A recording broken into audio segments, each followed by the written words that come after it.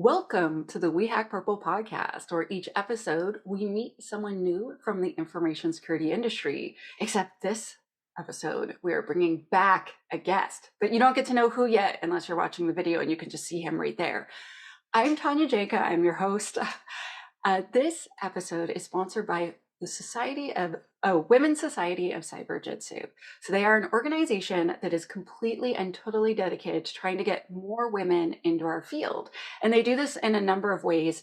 And one of the absolute best ways they do it is by offering events and trainings to help you level up your technical skills. And so June 24th of this year, 2023, they are going to have an online and in-person event called Cyber Jitsu Con. And they're also going to give awards away for allies and women who have just been completely awesome. It's going to be amazing. I suggest you go and check that organization out. And thank you so much to them for sponsoring this episode. Okay, so all of you are like, who's the guest? Who's the guest that gets to come back twice? And it is Scott Helme. Hello, thank you. Scott, in case someone didn't hear the first episode, would you mind just telling us about you a bit? Sure, yeah. So my name is Scott Helme. I guess, like I usually go by security researcher is my title. I wear many hats. So I founded a cybersecurity company called Report URI. So we do like real-time security monitoring of websites. I founded securityheaders.com, which will probably feature today because we're talking about security headers. I have my blog where I talk about security or cause. Those are my two hobbies and passions, and generally active on the socials and a little bit on the conference speaking circuit. So yeah, lots of different things. Scott is somewhat similar to me in that he is like everyone knows who Scott is, and that he really likes security headers. Again, that's just like me. And he's willing to be on this podcast just like me. So this is good. There we go. That's a hat trick. Okay, so for those of you that missed episode 1, obviously you want to immediately go back and listen or watch that one. We talked about security headers and we went through a whole bunch of them and what they mean and why they're of value. And so as a super brief recap, when we make web apps, they send responses and requests and responses back and forth. It's like, hey, can you send me this? Sure, here you go. And some of the things we send back and forth are HTTP headers, and they're to instruct the browser like, hey, do this, don't do that, etc. So it's like information going back and forth. Some of them, we call them security headers because they do cool security stuff that we want. Scott is the founder of securityheaders.com, and there are some new security headers that we want to talk about in this episode. Could you just tell them what securityheaders.com is and why it's awesome briefly?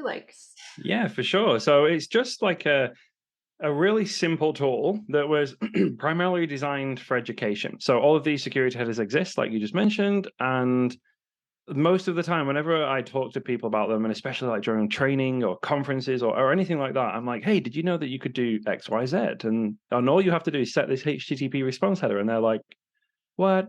And people just, everyone's like, why does nobody do this security stuff? And it's like, well, in my experience, it's because nobody knew it was there. We have like these hidden secret features. So security headers was designed to, you just like whack your domain in there, hit scan, takes like 2 seconds, and it tells you, all of the available headers, which ones you're using, not using, if they're configured right, and it links to resources that you can go read to learn about them and how important they are, and then how to deploy them. Yes. And so it's very, very helpful. I've used your site quite a few times and sent people there where I'm like, just go look at Scott's thing and then you'll get it. And so I appreciate you building that so that I can send lots of people there. So that Nice. Thanks for sending people there. My pleasure. And so then what we were talking about was like a bunch of security headers that already exist. However, there are some new ones. And when I'm saying the word new, if you are listening and not watching, I'm putting 2 fingers from each hand up and doing like the double quote, like it's new. And the reason why me and Scott are giggling and laughing is because they came out in 2021. But when we talk to people, like no one's using them. Almost no one's using any of them. And so to us, they're still new because if you knew they existed, obviously you would want to use one or more of them, right? Surely. And so, Scott, did you want to talk about maybe like why we're creating these new security headers, like what specifically they might be protecting us from? Yeah, sure. So the the main reason we create them is as the kind of web platform evolves and we kind of mature our understanding of the real threats and risks out there. There are things that like need to be fixed. Like we learn about new issues or things that are less than ideal, and it's like, okay, well, how do we solve this? And for many of these issues, which is why there's many security headers, we've come to think, well, actually we can just add some kind of security policy in a header and then configure behavior on the client to do something in a more secure way or to stop doing insecure things.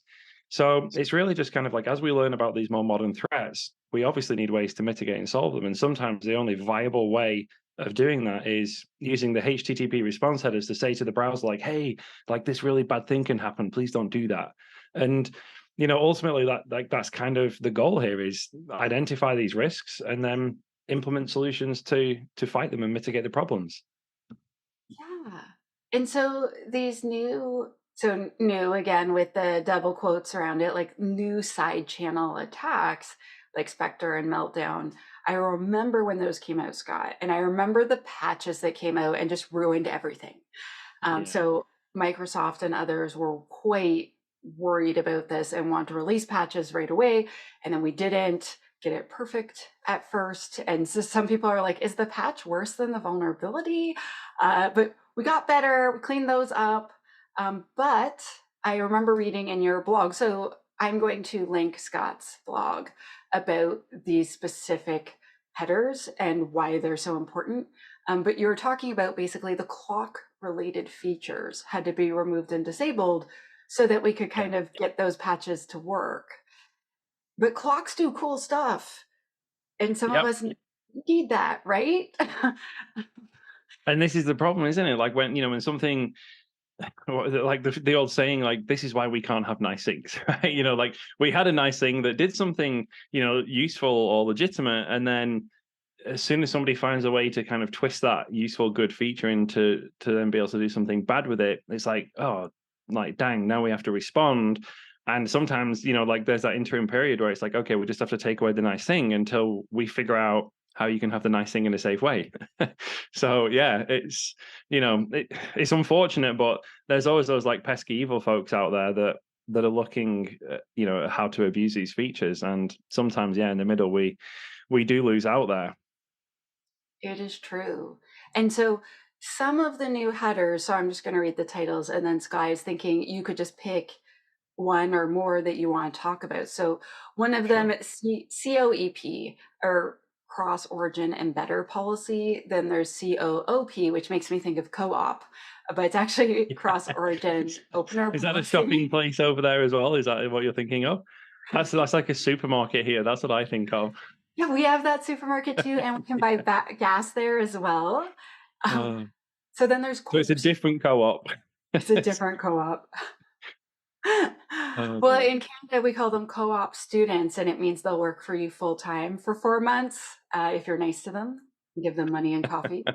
Uh, so then there's cross origin resource policy Hmm. or CORP, and then CORS, which has existed a very long time, which is cross Mm, origin resource sharing. So if we're going yeah. to share stuff across origins, what are the rules for that? And then the last one is CORP, so cross origin read blocking. And I was wondering, like, you could pick whichever one you want, Scott, but if we could kind of talk about like, what do they do? Why are they important? Like, why would we want these? Because we could Yeah. just So for sure. Yeah, it's like, do we want the cool thing? So, the ultimate reason that we need them all, and kind of Corb, the last one you mentioned that cross-origin reblocking, that's kind of like the end state that you achieve if you implement all of the things that you mentioned before properly. So like that's kind of like the final destination.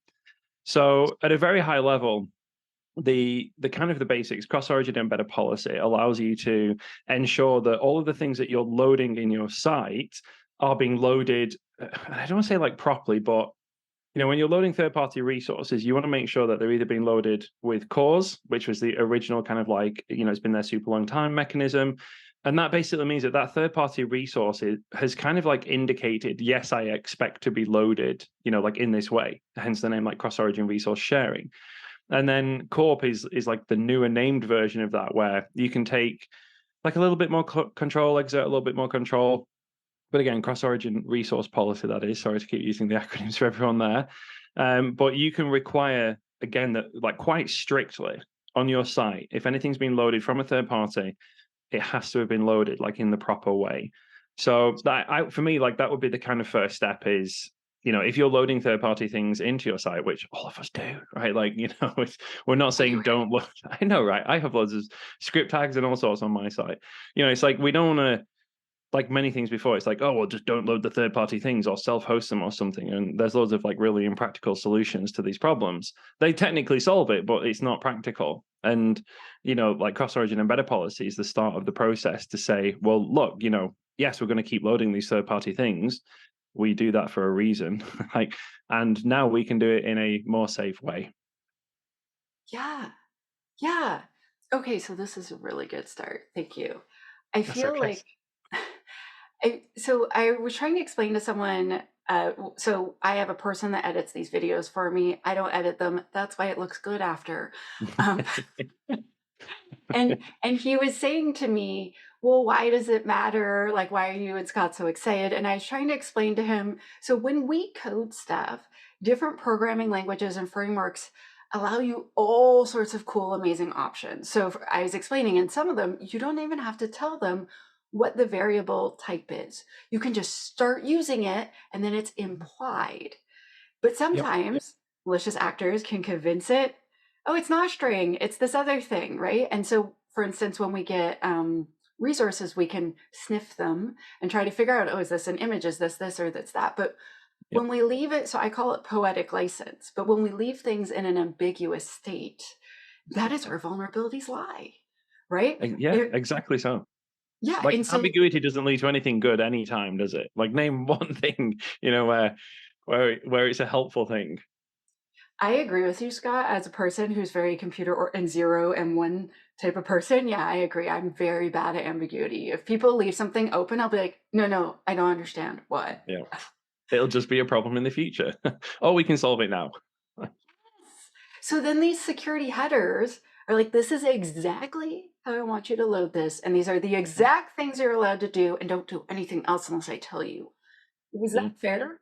Yeah, for sure. And you're right. Like we are just locking things down. We are restricting things. We are kind of like prohibiting things, but not in a bad way. Like typically in the history of security, like we're pretty bad at just coming in with our big old ban hammer and stopping people from doing things. But this way it's kind of like, okay, look, you can keep doing the stuff that you're doing, but here is a way to do the stuff that you're doing a little bit more securely and safely than you were before, right? So rather than just kind of blocking something like, hey, don't load third-party content, well, everybody does. Let's find a safe way to do it instead. Yeah, I feel like we're clarifying and setting expectations, and protecting others, obviously. But Yeah.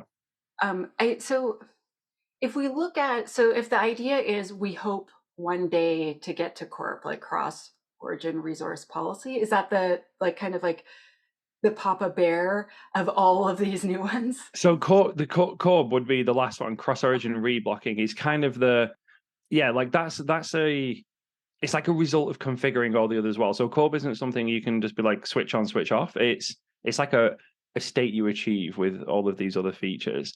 And corp is part of that equation. And this is Okay. also the problem, right? Like these things all sound so similar. And that, it's like it looks like a bunch of acronym soup when, we try and talk about this stuff. So unfortunate that I've not yet found an easier way to convey these things, and the naming conventions, whilst technically accurate, are not very human friendly.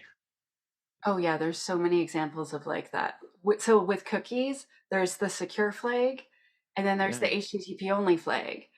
And Yep. so I would think the HTTP only flag should be called Is the to do. HTTPS only flag, and then it would Yep. do what the secure flag does. And the secure, Yep. why isn't it named like "Don't touch my session, Mister"?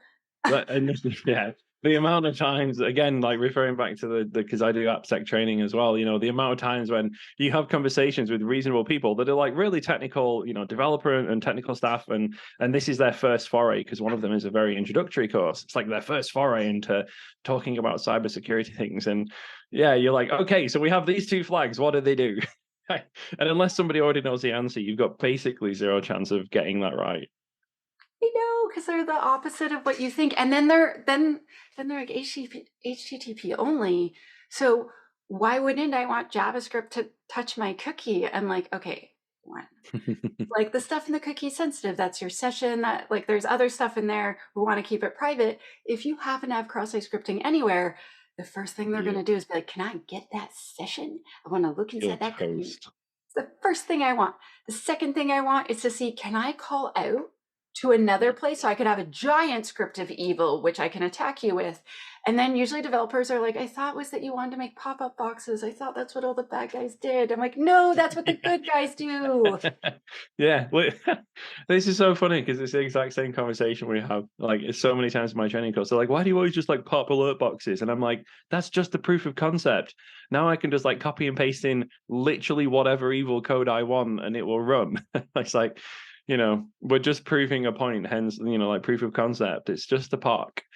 Once you have a POC, like you're toast. You have full blown cross-site scripting. It's because JavaScript's invisible and we're Yeah. trying to show you with your eyes a thing that's Yes, invisible. that's yeah, How, how do we do yeah. that? I remember I did another proof of concept at this place that I worked because I wanted them to use security headers. And I did this yellow overlay of our login screen and I'm like framing our site. But you look in the URL address and it looks like it's them, right? And then I'm like stealing the usernames and passwords. And they're like, well, Tanya, this is bright yellow. No moron's going to fall for this. I'm like, literally 50% of the time of making this proof of concept was trying to figure out how to make JavaScript yellow. It's see-through by default. And they're like, oh, well, this is pretty bad.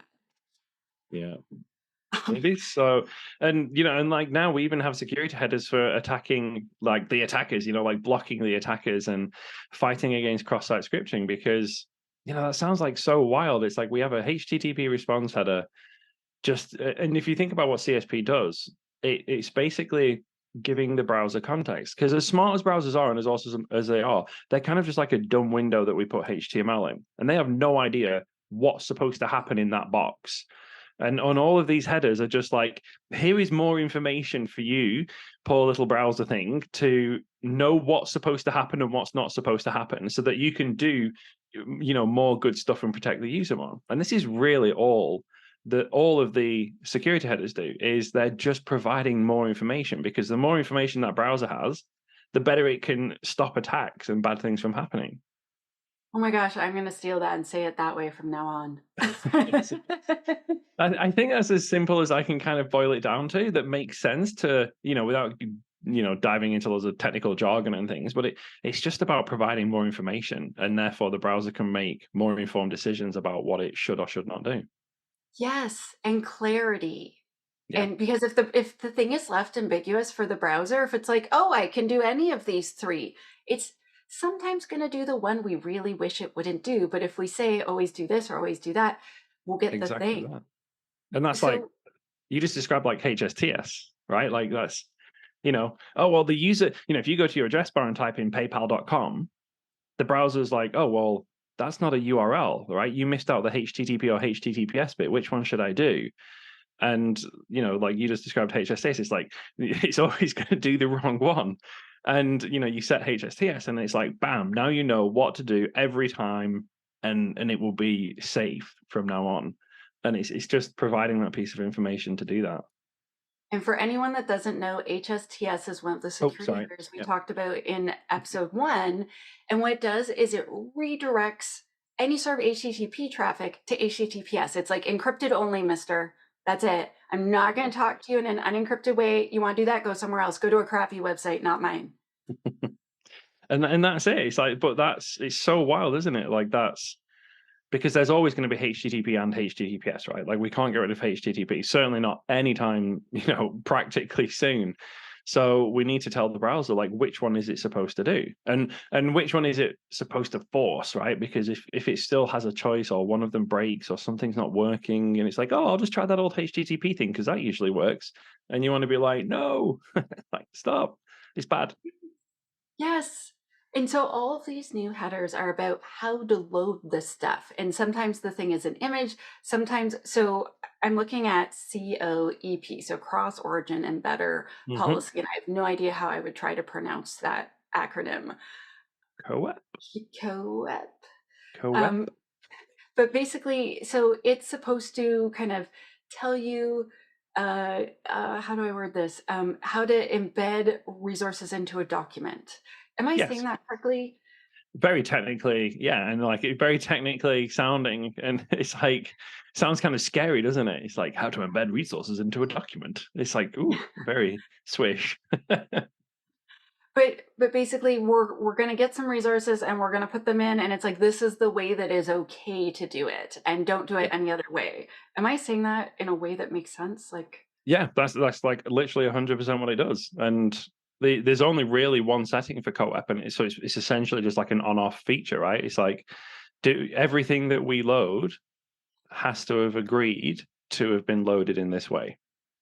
So yeah. you can't just go out there and just YOLO things into production that didn't want to be there. So it's like that all of those things had to have basically like opted in to you loading them in this way. And for the first time ever in the history of computers, it's named in a way that makes sense. So the settings are unsafe none, which means this is totally unsafe. Like We have no specifications. You get we're gonna nothing. make you write the word unsafe just so you know. So you know that you are doing a bad job right now. Or require corp, which means like it's been defined that you're allowed to embed it and how to embed it. And so it's like, I suck, or I'm serious about doing this, let's do it. Have you had Yep. this happen, Scott, where you tell the developer you have to do this from now on, and then they do it in a way such that you're like, you have now voided the security policy? So an example would be, I was like, you must use stored procedures, or like parameterized queries. And we were doing MS SQL and .NET, so that means stored procedures. That's what they're called.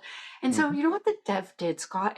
They made a stored procedure that said there had one input, and the input was crappy, concatenated, wildly insecure SQL that it was made in the .NET. And they just said execute with full permissions. And I was like,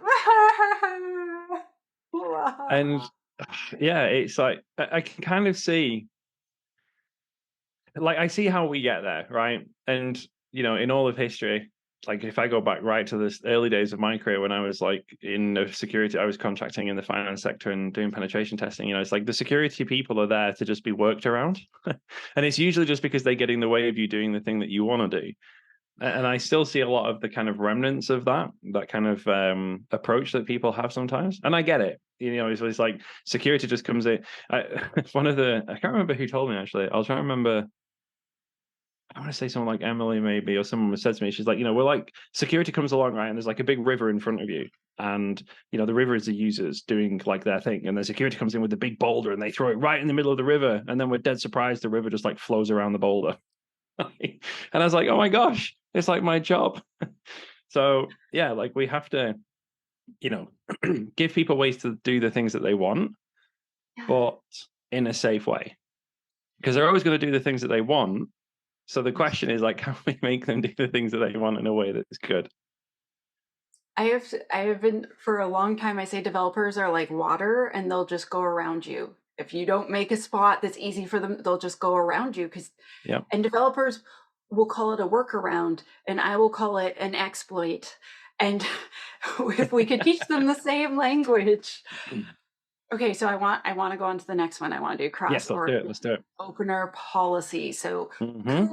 co-op, or whatever way you want to say it. So the idea of this one overall, and tell me if I'm wrong, it's okay to correct me. I want you to tell me if I'm wrong. Okay. But the Yeah. idea is it's not to let other processes look at our app's memory by breaking out of the browser context group.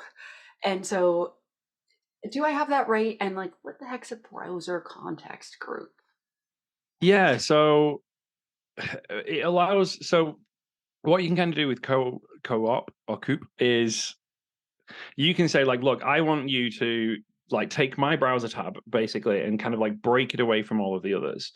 And that means that some of the attacks like we've seen in history with Spectrum Meltdown and things like that would become impractical at that point. So it's kind of like we call it process isolation, but it's yeah, it's a way of adding a separate layer between, essentially, like, if you think of it as like your browser tab and another browser tab that might be open in the same browser, that is obviously nothing to do with you because, users have multiple tabs open.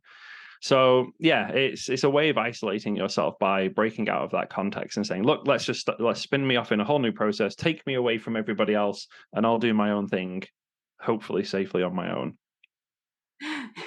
That is awesome. And so I think with Coop or co-op or whatever we want to call it, that we're able to kind of maybe set a couple rules. So like it's like we're going to coexist, but these are the rules.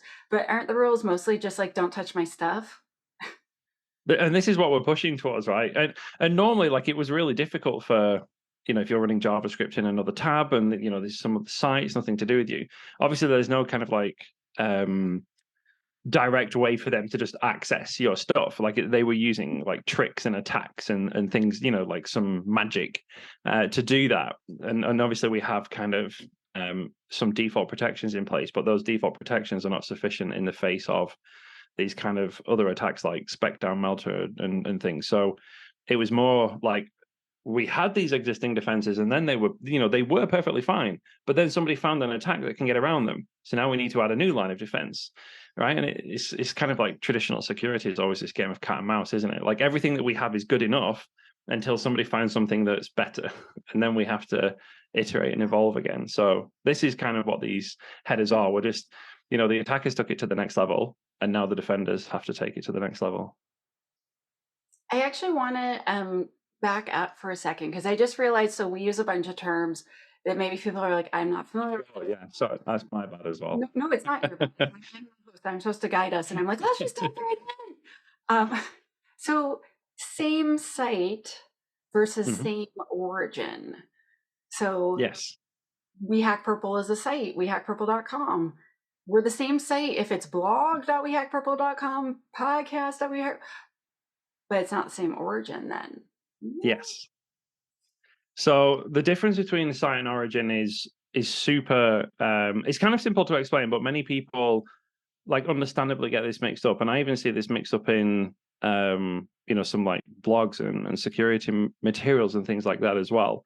But I found, like, let me just see what it was here. Where was it that showed it? They got a great diagram, like, and you could put like a little diagram up on the screen. Um, but basically, the site is the combination of like the scheme, the host name. It's the tuple of the scheme, the host name, and the port, isn't And the it? port. Yeah, so like subdomain, scheme, and ports. Yes. And then origin is like a far more it's far more focused. Like, we can chop out the scheme component and the port component to basically go to the origin. Um, Let me find this diagram because it's such a good diagram. I read other people's materials and they always kind of like stick in my head and then I can never quite remember them. But yeah, it's like this the same issue with the same site cookie flag as well. Like, people are like, was it the same origin cookie flag or is this the same site cookie flag? Because there's another cookie flag for you. And at least that one does a bit more like what it says in the name. But yeah, it's tricky. And I wonder if there was a better term, but they're technically accurate. They're just not clear to normal people. I guess basically, like if you want to set something as the same site, um, you're using the same domain generally. That applies to most things, I'm assuming. But when you have a different subdomain, you have a different scheme, a different port, then you're not the same origin. WeHackPurple.com actually has a whole bunch of different subdomains, and what they are fancy SaaS products where our academy lives and our community lives, etc. And we have those fancy SaaS products because Tanya does not want to be PCI compliant and have to process credit cards. She also doesn't want to have to create her entire own community platform just to host one single community, which is ours. Instead, I want to spend all that time doing awesome things like hanging out with Scott and making content for all of you. And so what do? I load things from other awesome origins and I need permission to do Yes. those. And I just wanted the audience to not be like, wait, same site, same origin? Yeah. So no, so you're right. It's origin that's the combination of all three, isn't it? Because it's the more like the more high resolution one of the two. So that is Scheme. Is it like Scheme hostname port or something? Is the official The order. explainer of that? Yeah. So it's like that is the combination of those three things, isn't it? So then is site just okay? So it's a better name for site because even I'm thinking of this like on the fly and not having Stack Overflow open or something. So site is basically registrable domain, then, isn't it? Yeah, and So it's everything like the inside that. TLD plus one. Yeah, okay, yeah. So maybe that's a better way. So like site is basically registrable domain, and the origin is the specific scheme hostname port. And Yeah. there's so much that can be in a domain, Scott. I used to work somewhere doing AppSec, and we had a couple subdomains, but basically like we had like a couple little baby things, and we had one gigantic, huge, cannot believe it product that was actually close to, I think it was 1,600 tiny web apps. And you would actually be switching between different unique things, and they would just make it look the same. And in case it's not obvious, it was complicated to secure. And Yeah. people were very intense about like, do not touch anything, Tanya. And me trying to convince them to use security headers when they have all these technically separate web apps, but living in the same domain. So same site, not necessarily same origin. Most of them were the same origin. It was very complicated. And so if you're trying to use one of these, and you break a bunch of the pages, like no one's going to think you're cool. That's what I was told. I was Yeah. not cool, Scott. It's like, yeah, which I guess makes sense. Nobody wants that. So then we've got so okay, so we did co-op. So then we come down to corp. So cross origin resource policy, and it's like Mhm. if you want to have other resources, you got to list them. If you're going to have something be loaded cross origin, so it's from somewhere else, you have to list them for me or no. Um, or am I saying that correctly? Yeah, so corp is controlling that things on your page are loaded with either basically that they've opted into being loaded in that particular way. So it's like here, the official, because there's so many of them, right? You still have to refer back to the docs sometimes. Require all sub resources on your page are explicitly permitted to be loaded cross origin. So yeah, it's like controlling that they've if I take somebody else's JavaScript, stick it on the page, it's like, right, did you want to be here or not? Have I just like hijacked somebody else's JavaScript on their site and I'm using them as a CDN maybe? But yeah, and it allows you to control so whether that resource is being loaded cross origin or same site or anything like that. So which type of resource load this applies to. Gosh, I it's so remember. hard, isn't it? Like to make this not sound super complicated. Yeah. Well, I saw a comic once where basically I guess like this really big, huge like New York Times, not them, but really big media outlet as big as them, decided like in an article to basically link a comic from another site. And the person that made the comic was like, hey, that's really cool, but I charge money for my comics. That's how I pay my bills. Could you give me the fee that I pay? And it wasn't like I want $1 million. It was like something realistic. And the big media publication was like, well, it's on the internet, so we're allowed to link to it. And he's like, oh, that's actually not how copyright works. And they're just like, screw you. So what he did was, I believe, is used some security headers to block them. It was like, you do not have permission to load this. So it still showed on the original site, but it made it not show up in their site. And I remember I didn't get to see the code behind, but I was like, oh, well, that's cool that we would be able to protect our resource from being loaded if we don't want to share without license, right? And I'm a big fan of like asking permission Oh. for a lot of things. But it was a few years ago, and I was like, nifty. No, yeah, I hadn't kind of like so yeah, from the security, I guess that's like a legal angle, not where I've kind of looked at it from in the past with a Intellectual. security angle. That's pretty cool. Yeah. Yeah. So these can be useful so sometimes security things can be used for a whole bunch of things. And quite often, like, so I'm a person that owns a lot of intellectual property. So I wrote a book and a blog and I have videos, but I also was a professional musician and have like many studio albums. and a very, very ridiculous music video. And like those are things that you own, and it's cool if someone wants to bring attention to a thing you do. But I've had many situations where I'm like, it's nice that you're a fan. If you could stop pirating my album for everyone you've ever met, I like that would be cool. Or if you like, it's nice that like, what if you just played half of the first song and then sent them a link instead of being like, here's our whole album for you to download. And I've been told many times I should do it for the exposure, and I've explained that my bank has not ever accepted any of my exposure instead of mortgage money. It's weird, Tried to pay right? my rent with it. They wouldn't take it. I know. And so I have so many thoughts on that. But anyway, try to We stay def on. I can do we this. should definitely do like a soapbox episode. I think that would be very long but very interesting. I remember a conference organizer demanding I give training for free. And I was like, oh, I charge money for training. That's how I pay my bills. And he's like, well, this person's doing it. And I'm like, that's nice. I'm not that person. I don't know if Yeah, you've noticed. He has a beard. Definitely not me.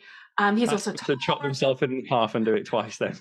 Yeah, and then they're like, well, you could do it for the exposure. And I was like, oh, I don't know if you know, but your piece of crap conference has 5,000 followers. I have over 100,000 followers on the internet. And so actually you would be getting exposure from me, not the other way around. So if you could stop Yeah. patronizing for 2 minutes, um, could we talk about either like we do the thing we agreed on, or if you want me to do more work, I will, but you must pay me for my efforts. Uh, and then actually lawyers ended up getting involved because of other things that just went. So when you're independent, Scott, so people that are listening. So when I worked at Microsoft, no one bugged me.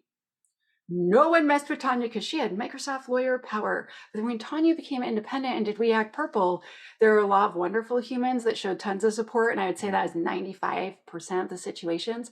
Like 5% of people are like, we're going to take advantage. And I had a lot of things happen that were like, wow, that's really not cool. Like advertising my name for things and then playing a video of me on YouTube and pretending I was there. Oh, that's just weird. Like that, yeah. I mean, like, Yeah, there's taking the, to the next I won't say level. I was about to maybe swear. It's like taking the P, and then there's just like crossing a line into the weird zone, right? Yeah, exactly. And so I have so many rants and thoughts about this, but I also want to note that most of the industry is incredibly supportive. And when you're independent, like Scott and I, a lot of us actually band together and do nice things for each other. And like Scott works with Troy. Troy's done tons of awesome, nice things to help me, and including introducing me to Scott.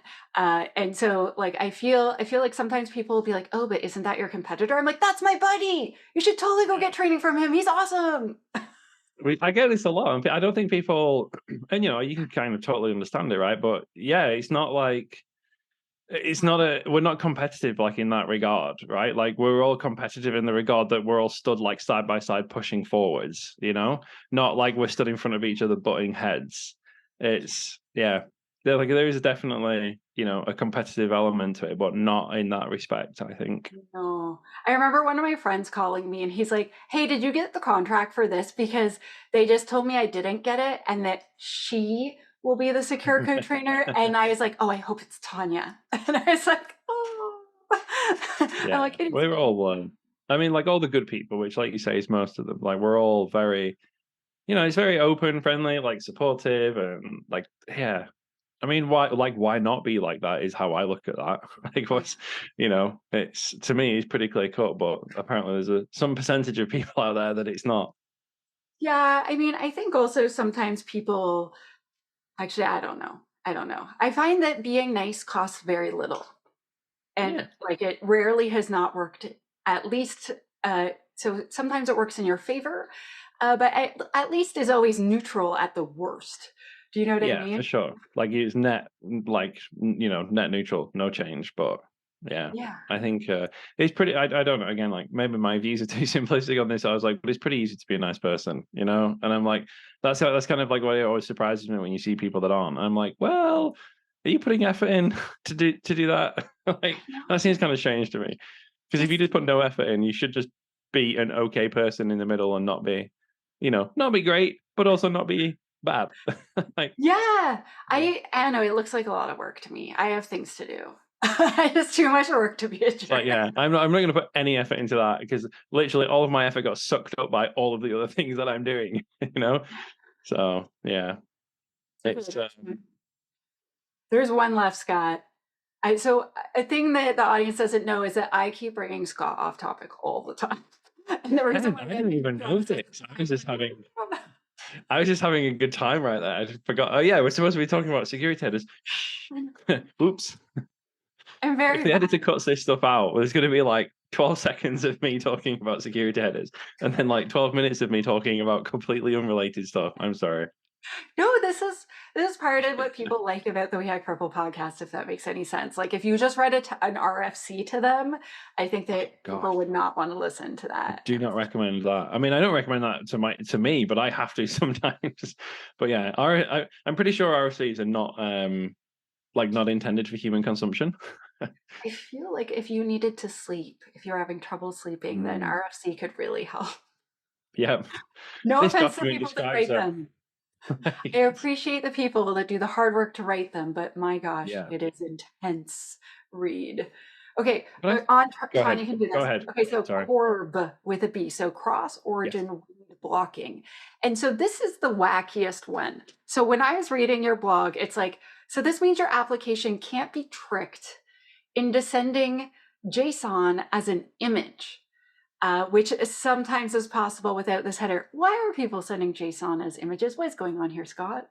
Well, so it's kind of like you can trick that into being the case, right? So if you imagine you have like an image tag, so you could put any image tag you want on your page, and then within the source attribute of that image tag, you could put whatever like domain and thing that you want. So like you could put an image tag and then put facebook.com in the source attribute, and the browser's going to try and do something with that because you told it to. So it's like an abuse of the browser's like honest kind of innocent, oh well, Yeah. Tanya said this is an image and I should go here to get the image, and then the browser goes there and it's like, oh my gosh, it's not an image, Tanya, like what are you doing to me? But then the browser has taken, like if the third party thing that you're requesting was a piece of JSON, it's gone and fetched that and then brought it into like the current browser tab, the current, air quote environment or process. So you've kind of like tricked it into going out and fetching and getting something that you said, sorry, it was an image, but is actually not an image. So that's how it's kind of simple to end up in that scenario, right? Like it's easy to just whack something, if I went to like, bank.com / I don't know, details.json, right? And there's some like information in there. The browser will just go fetch it. Now it's going to fetch it and then be like, hang on, this isn't an image and I can't draw an image because it isn't, but I still made it do it. And it was still easy to do that. Now, because the browser's like fetched it into the current process, it's there to be attacked, right? And like previously it wouldn't have been. So you've kind of like told it to go fetch it, tricked it, air quote, and now you can try and attack that data within your page. So that's how you end up in the scenario where it sounds quite odd, but it's pretty simple actually. When you think about it, you can make the browser send any GET request that you want with just like a basic image tag. So that's the kind of thing that we're trying to protect against now. So if we have CORB, which is cross-origin read blocking, that I think I gave the example of bank.com / details.json. Yeah. That would be a cross-origin. Like we're trying to stop you reading into that cross-origin data, hence cross-origin read blocking. So even though you've managed to pull it into your process, you still can't get at it. Yeah, because it's another ambiguity that we're trying to clarify. We're like, this is not an image, so you're not going to put in the image. Like, that's not what it's for. Don't do that. Stop that. Like, it's so clarifying, like, this is what you're getting, and this is the only thing we're going to load because we don't like surprises very much, us on the security team. We don't really enjoy ambiguity or surprises. We want things to be direct. Like, this is a lunch, Tanya, that's planned because it's your birthday, we think, because Facebook told us it was April Fool's Day, because that's what I have set there. And so we think this is your birthday and that is what's happening. we security folks don't like to show up and have it be a surprise or ambiguous what is going to happen. Exactly. And just taking that away, it's always going to be the wrong thing, it's that happens in the face of ambiguity. So now you can just kind of add that additional layer of protection, remove that layer of ambiguity by saying, well, look, yes, yes, we've requested this thing, but we know now that this attack is possible, and we need to just add that extra barrier, that extra layer of defense. And people listening will be like, why don't we just do all of these things by default, right? Like, this is any logical person listening to all of these kind of wacky headers that we're reciting. It's like, well, why don't we just do this by default? It's the same with the same site flag on cookies and mitigating things like cross-site request forgery. It's like, well, why do it's like, we found this thing that we do by default and it's a really bad idea. How about we just don't do it by default if it's a really bad idea? The problem is backwards compatibility, and that's what it always comes back to with these things, right? If we just like YOLO in there and just like, hey, we're going to change the default behavior, and then potentially, no one really knows the answer to this, but like maybe millions of websites will break if we just start doing things differently all of a sudden. So that's why we have these opt-in mechanisms. It's like, well, if I look at my website and say it won't break if I do this, then I can Mhm. turn on those protections. But if we just like default turn on all these things or change all these behaviors, like to be honest, like we really don't ever accurately know how much stuff would break. And that's because, like, to figure it out, you'd have to do it and see how much stuff broke. And a lot of the time that's a really bad idea. So yeah, like if anyone's wondering why do you have to go turn all these security buttons on? I would love to live in a world where it was, just everything was secure by default, right? And security was opt out. But we came from a world where there was no security. So it wasn't even like an opt question. It was just like there was no security.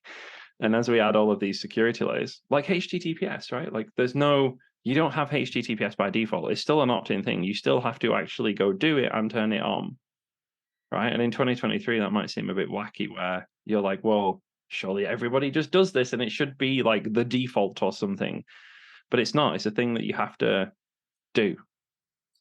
Scott, do you remember when, so back in the day, you would log into Gmail and the login page would be HTTPS, but then you would log in and it would just be HTTP again? I Yeah. mean, Yeah, yeah, I mean, gosh, like what are we going back to there? Like late 2000s, maybe 2010 kind of time. And it was yeah. the same on like if you were using social media back then, like Twitter or something, right? Was exactly the same. Username and password. And I always remember that old phrase, like air quote, sensitive data. Oh, well, the password is sensitive data, so we need HTTPS on this page. And you would get HTTPS on one page.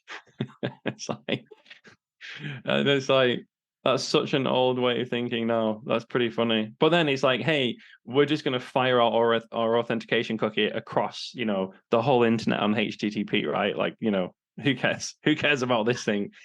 But yeah, gosh, that's like an old habit, isn't it? That the old sensitive pages and HTTPS on. Literally, it was like registration, login, and password change was pretty much your lot. That was it. Oh yeah, and people caching super sensitive stuff too. Like Yeah. I remember teaching Scott.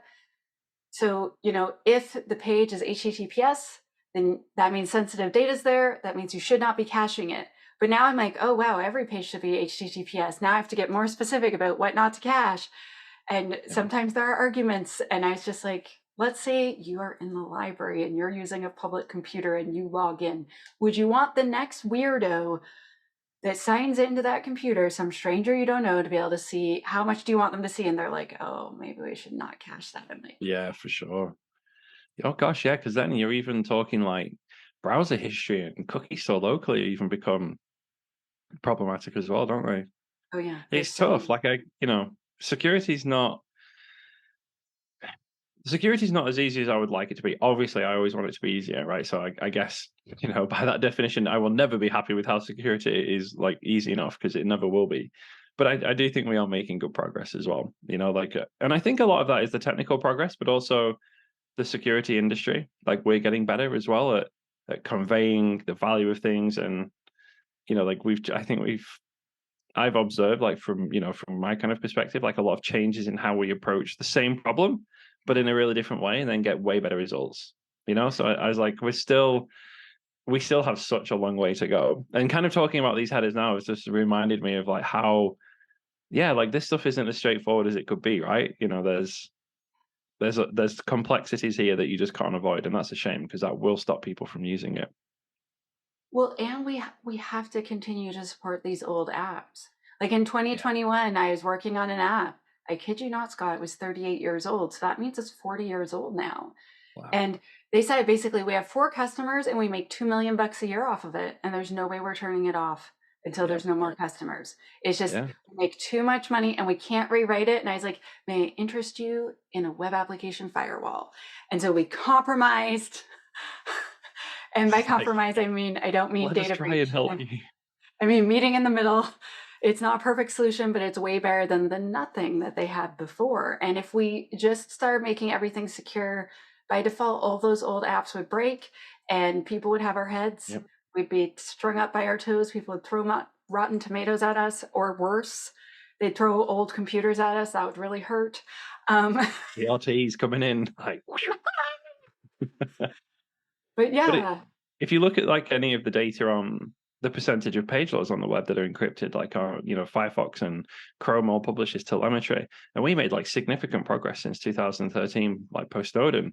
But then we hit like 2021, 2022, and we plateaued at like 80, kind of 85%. And like we've major hit a plateau, and it's like we're not encrypting any more stuff on the web now, any more web requests. You know, so that it's like when people are like, well, how much legacy stuff is there? Like how much, you know, like what does the long tail look like? And it's like, well, in terms of deploying just HTTPS, apparently it's like 15% of stuff because we really can't push the number of page loads above 85% encrypted.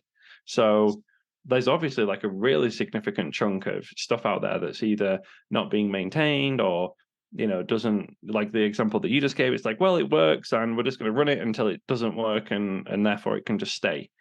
And, you know, even then, if you flip around, like when was the last time you got a new router or Wi-Fi at home and you go to the, you know, the web address to configure it or whatever? They're all still HTTP, right? Like, you know, it's like it's true. HTTP isn't going anywhere, not anytime soon anyway. There's people out there that think it will, and I'm like, I wish we could, but we Yeah. definitely won't. We can't. Yeah. Yeah. Okay, so I am supposed to wrap up with you, and we know that that is my not my strong suit.